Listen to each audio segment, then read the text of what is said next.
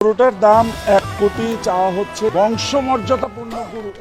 ইনি হচ্ছে গরু গবেষক। বিভিন্ন দেশে বিভিন্ন বিষয় নিয়ে গবেষণা হয়, আর আমার দেশে তৈরি হয়েছে গরু গবেষক।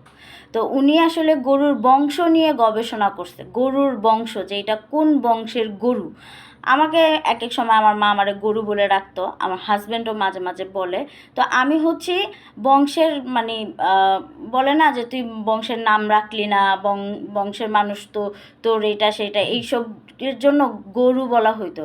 তো এই গরুগুলা মনে হয় ওই টাইপেরই, মানে বংশ থেকে বিচ্যুত হয়ে গিয়ে তারপর গরু হয়েছে। এখন এগুলাকে সাদিক ভাই বিভিন্ন সুষম খাবার, জিম করায়া, ট্রেন করায়া তারপরে উনি একটা মূল্যবান গরু হিসেবে ব্র্যান্ডিং করতেছে। একটা গরুর দাম সে 1 কোটি টাকা চাইতেছে। একটা গরুর দাম 1 কোটি টাকা দিয়ে 10টা গরু কিনে, এর চাইতে একটু সাইজে ছোট 10টা গরু কিনে অনেকগুলা মানুষকে খাওয়ানো যায়। উনি একটা গরুর মাংসের হিসাব দিল যে 1400 কেজি। তো 1400 কেজি আমি যখন 750 টাকা দিয়ে দিলাম, গুণ দিলাম, তখন আসলো হচ্ছে 10 লক্ষ সামথিং এরকম কিছু। তো এই যে একটা মানে গরুকে যাতে উঠায়া তারপর গরুর মাংসটাকে এত দাম বাড়ানোরটা আসলে কী জন্য করতেছে ওনারা, এটা ওনারাই ভালো জানে। এটার পিছনে হয়তো বা ধর্মীয় প্লাস হচ্ছে রাজনৈতিক কিছু চক্রান্ত থাকতে পারে। ধর্মীয় অনুভূতি থেকে হইতে পারে, বিভিন্ন ধর্মে গরুর মাংস খাওয়া নিষেধ, মুসলমান গরুর মাংস খুব খেতে পছন্দ করে, সেটা হয়তো বা বন্ধ করতে চাচ্ছে।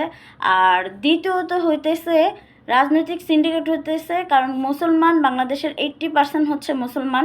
তো সেই মুসলিম গোষ্ঠী যখন গরুর গোস্ত খেতে পারবে না, দায় পড়ে কিনতে পারবে না, তখন দেখা গেছে যে তারা একটা আন্দোলন করবে, পরিপ্রেক্ষিতে মানুষের কষ্ট হবে এবং মানুষ একটা শৃঙ্খলা ভঙ্গের দিকে চলে যাবে। দুইটা দিকে হইতে পারে, পলিটিক্যালি প্লাস হচ্ছে আপনার ধর্মের দিক দিয়েও হইতে পারে। তো যারা আসলে এইসব সিন্ডিকেটগুলো দেখেও প্রশাসন চুপ করে আছে, তাদেরকে বলবো যে ভাই, প্রশাসনের স্যার ম্যাম যারাই আছেন তারা এই সাদিক ভাইকে তলব করেন। উনি আসলে কি চাচ্ছেটা কি? একটা গরুকে উনি 1 কোটি টাকা বিক্রি করতে চাচ্ছেন, একটা গরুকে 1.5 কোটি টাকা বিক্রি করতে চাচ্ছেন। গরুর একটা নাম দিয়ে আসলে উনি কী প্রমাণ করতে চাইতেছে যে গরু খুবই মানে উচ্চজাত প্রাণী, এটার মানুষ এটার গোস্ত যে সে খেতে পারবে না, এটা খেতে হলে বংশমর্যাদাপূর্ণ লোকই লাগবে, ওরকম টাকাওয়ালা লোকই লাগবে। অলরেডি তো এটা হয়েই গেছে।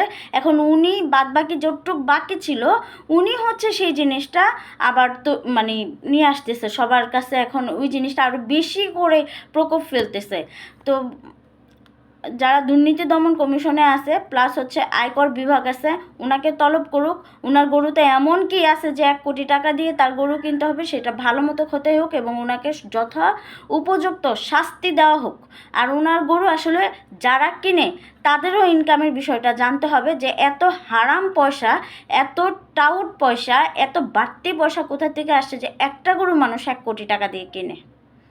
তো এইটাই ছিল আমার আজকে ভিডিওর বক্তব্য। সবাই ভালো থাকবেন। আল্লাহ হাফেজ।